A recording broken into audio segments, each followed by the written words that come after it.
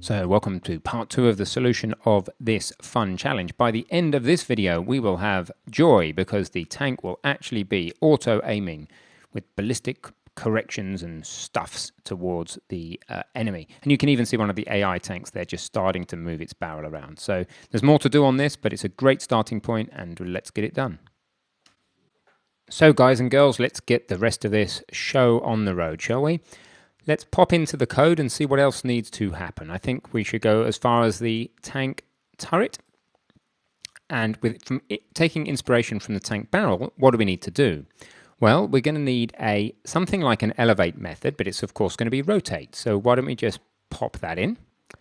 We're going to do the standard thing of doing a find and replace of barrel for turret in the selection.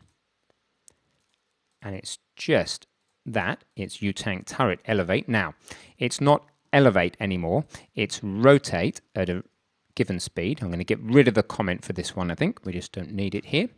Relative speed should be clamped. Yes, it should, absolutely, because it needs to be between -1 and +1.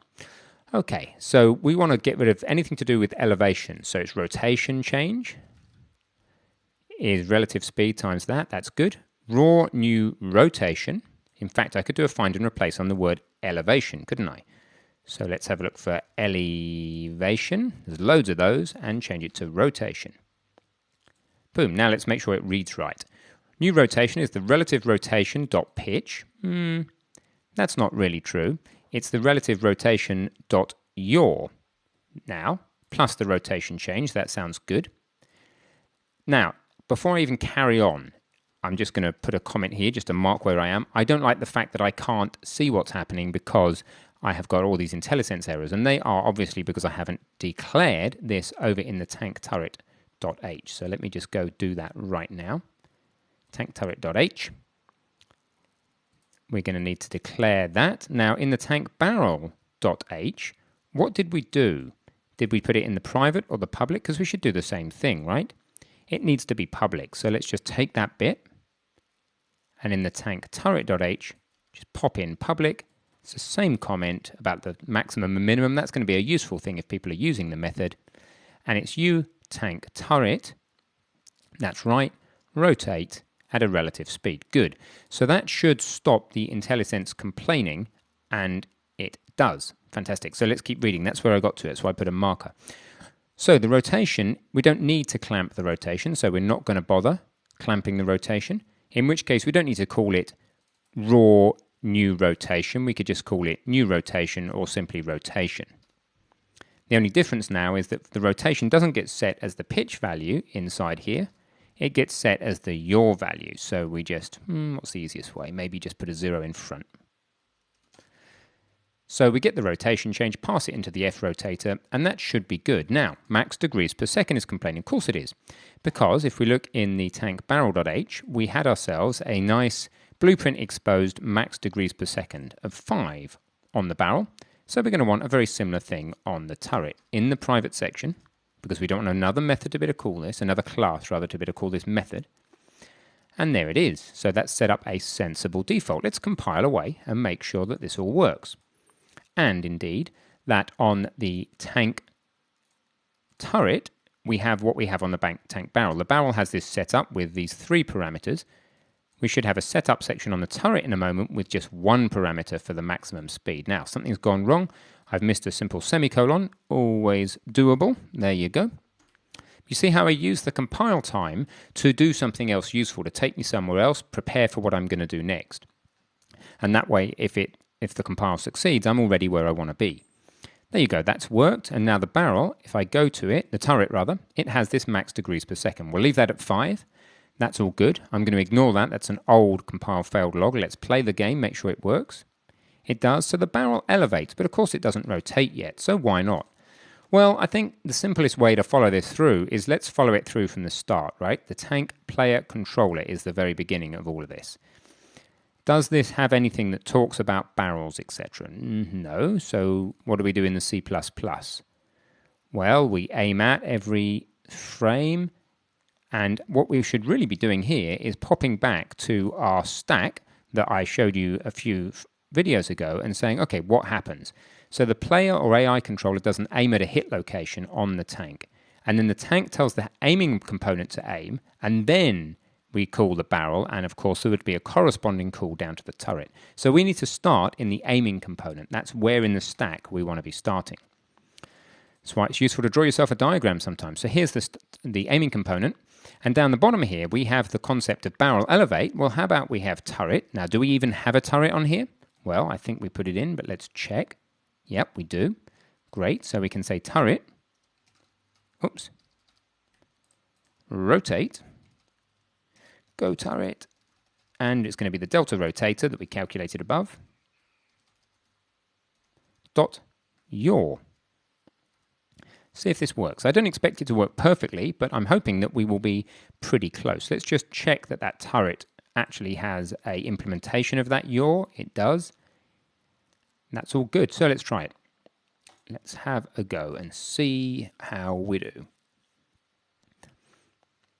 So pregnant pause while it compiles. Oh, look. Okay, I'm too excited about that, but look, that's really cool. I think that elevation speed is probably reasonable, but I don't think that the rotation is reasonable. So what I'm going to do is I'm going to go find a reasonable value here in the blueprint. So I'm going to binary search for it. So we've got 5 degrees, right? Well, how about we go 45 degrees per second? 45 degrees per second, remember. Compile that because it's quicker than compiling C++. I would say that's crazy fast. So let's chop in the middle. 5 plus 45 is 50, divided by 2 is 25. So 25 is in the middle of the two. Let's try that figure. Oh, it's still fast, but you know what? It probably is okay. I don't really know how fast a tank moves, but that's probably okay. I think that the barrel maybe is quite a lot slower to go up and down than it is to go round and round. Yeah, I think that's okay. I think to bring it in line, I'm going to tweak the speed of elevation on the barrel to 10 degrees per second. And then try that. Yeah, that's fine, I think. I mean, we can play with this till the cows come home, but that's my new set of sensible defaults. 10 on the barrel degrees per second, 25 on the turret. I'm going to push those back to the C++, and then I'm going to explain what that means. 10 here, tank barrel.h, sorry, that's 10, and the turret.h should be 25. Okay, what I mean by this, by pushing the values back to the C++, is if the designer comes along and puts another tank into the scene, like so, the question is, what values does this guy now have? If we were to inspect that tank, and then to look at his turret, and say, well, what's the degrees per second? It's going to come with the C++ default. That's the reason that I am setting it in the C++. It is overridable on a tank-by-tank basis, but I'm setting it over there, okay?